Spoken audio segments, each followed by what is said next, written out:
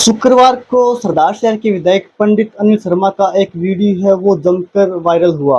उसमें उन्होंने जो आंदोलन कर रहे हैं दलित समाज के लोग बापा सेवा सदन स्कूल की जमीन को लेकर उन आंदोलनकारियों को लेकर वो उन्होंने बयान दिया था जो कि जमकर वायरल हुआ। उसके बाद उनका जवाब है वो क्रय विक्रय सहकारी समिति के उपाध्यक्ष सतपाल ने दिया। उन्होंने भी उनकी चुनौती को स्वीकार करते हुए उनको भी एक बड़ी चुनौती दे डाली, यानी कि वार पलटवार का दौर है वो जारी है। सोशल मीडिया के ऊपर भी एक लड़ाई है वो जारी है जो कि लड़ी जा रही है। हमारे साथ युवा नेता क्रय विक्रय सहकारी समिति के उपाध्यक्ष सतपाल है और हम उनसे ही जानेंगे। सतपाल, इतना गुस्सा क्यों आ गया आपको कि आपने इतना बड़ा बयान दे दिया? सबसे पहले तो मैं आपके चैनल का धन्यवाद करना चाहूँगा। पत्रकार जी, ऐसा है, गुस्सा आने की बात तो ये हो गई कि आज वर्तमान के दौर के अंदर बापा सेवा सदन स्कूल और उसकी ज़मीन पे जो बन रहा हॉस्पिटल है, हम उस हॉस्पिटल का विरोध नहीं करते। हम भी सरदार शहर की जनता का भला चाहते हैं। हॉस्पिटल बनो, उससे हमें कोई तकलीफ नहीं है, लेकिन उसके साथ-साथ हम अभी जो आंदोलन कर रहे थे बापा सेवा सदन और सर्वोदय छात्रावास चालू करने के लिए, और उसमें आंदोलन SC-ST के लोगों ने किया, दलित वर्ग ने किया, क्योंकि वो दलितों की एक माँ रही है बापा सेवा सदन। और उसके अंदर ऐसा देखने को मिला कि एक सार्वजनिक मंच से हमारे श्रीमान विधायक जी ने जो बात कही, उससे हमें ठेस पहुंची, हमें उसकी पीड़ा हुई, क्योंकि वो एक प्रकार से आंदोलन और उसका विरोध तो दलित समाज ही कर रहा है, न कि उस हॉस्पिटल कर रहा। लेकिन जो सामान्य विधायक जी ने जो शब्द यूज किए वो हमारे आत्मसम्मान पे लगे, क्योंकि हमने विधायक जी को हर बार मजबूत किया है। उसके बाद फिर भी आप खेद प्रकट करते हो अपने उन शब्दों पर? ऐसा है कि मेरा उद्देश्य किसी को नीचा दिखाने का नहीं होता। मैं ऐसे शब्दों का ठेस पहुंचाने का नहीं था उद्देश्य।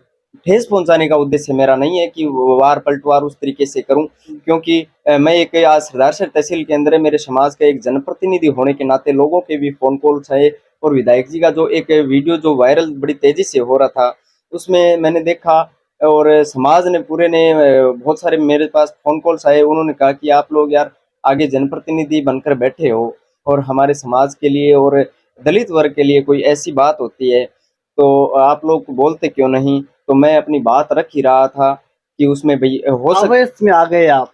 कई बार हो जाता है कि इंसान जब बोलता है तो वो भाई दर्द तो होता ही है। हमने विधायक जी को मजबूत किया है, ऐसी कोई बात नहीं है कि हम उनको ठेस पहुंचाना चाहते हैं। और ये लोकतंत्र है, लोकतंत्र के अंदर यदि हम मांग नहीं सबको अपनी बात रखने का अधिकार है। हम उस बापा सेवा सदन और सर्वोदय छात्रावास की बात रखते हैं, उसके प्रति यदि आंदोलन करते हैं तो वो हम विकास विरोध भी नहीं हो सकते। और हम हॉस्पिटल का विरोध न करते हुए सर्वोदय छात्रावास और उसको चालू करवाने की बात करते हैं। यदि लोकतंत्र में हम हमारी बात नहीं रखेंगे तो कहाँ रखेंगे। और यदि बात पूरी होती है नहीं होती है वो आगे की बात है, लेकिन कम से कम हमें बात रखने का तो हक है कि नहीं है। और बाकी जो कल जो आप पूछ रहे हो जो मेरे शब्दों का, मुझे उस समय ही उसका पश्चाताप हुआ था। और मैंने जो पर्यवेक्षक साहब आए थे उनसे उसके लिए मैंने उनको कहा कि वो गलती से निकल गया, क्योंकि मैं ऐसा नहीं कहना चाह रहा था कि माँ बाप दोनों शब्द यूज करना चाह रहा था। लेकिन कई बार क्या है, जल्दबाजी में सिर्फ एक सिंगल कई शब्दों की वो, आवेश में आ गए आप। हाँ खेर पट कर रहे हो आप जी बिल्कुल, उसमें खेद प्रकट यही है कि मैं विधायक जी जो भाषा यूज करे वो विधायक जी जाने, लेकिन मेरे कल्चर में ये चीजें नहीं है। मैं किसी को ठेस पहुंचाकर कोई काम करना नहीं चाहता, मैं एक सभ्य भाषा का प्रयोग करना चाहता हूँ। और उसमें यदि उसमें उस शब्द से किसी को ठेस पहुंची है तो उसके लिए मुझे खेद है। आपका आंदोलन भी चल रहा है लगातार अस्पताल को लेकर और स्कूल को लेकर। अस्पताल की आपको क्या मांग? कुछ लोग कह रहे हैं कि हमें विधायक जी के पूर्व दिवंगत विधायक के नाम से हमें ऐतराज है, बाकी अस्पताल में तो कोई दिक्कत नहीं है। क्या आपको भी ऐसा लगता है क्या? देखिए, जो बापा सेवा सदन की जमीन पे जो हॉस्पिटल बन रहा है, तो वर्तमान में हम दलित समाज की यही मांग है कि यदि उसकी जमीन पर बन रही है, उसकी ट्रस्ट की जमीन पर बन रही है, तो कम से कम कोई महापुरुष के नाम बने। और यदि वो निजी जगह पर और निजी नाम से बनाना चाहते हैं तो उसके लिए कोई दूसरी जगह चयन करे, क्योंकि वो शिक्षा के लिए जगह चूज की हुई थी। तो इसमें यदि वो चिन्हित जगह है और उस खाली जगह है, आज यदि वो वापस सेवा सदन स्कूल और सर्वोदय छात्रावास चालू होता है तो हो सकता है उस जगह में उच्च सत्र के लिए भी कभी समाज कल्याण विभाग की तरफ से एक हॉस्टल बनाया जाए, इसलिए वो बात कर रहे थे। और बाकी हम ये नहीं कहते कि हॉस्पिटल बनी ना, हम इतने बुरे नहीं है।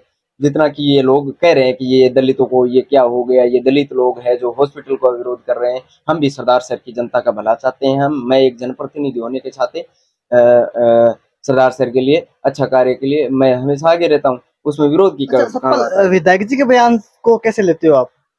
देखिए, विधायक जी के बयान को मैं ये कहना चाहूंगा कि भाई विधायक जी जो भाषा प्रयोग करते हैं वो करें, ये वो मेरे सिद्धांतों में नहीं है।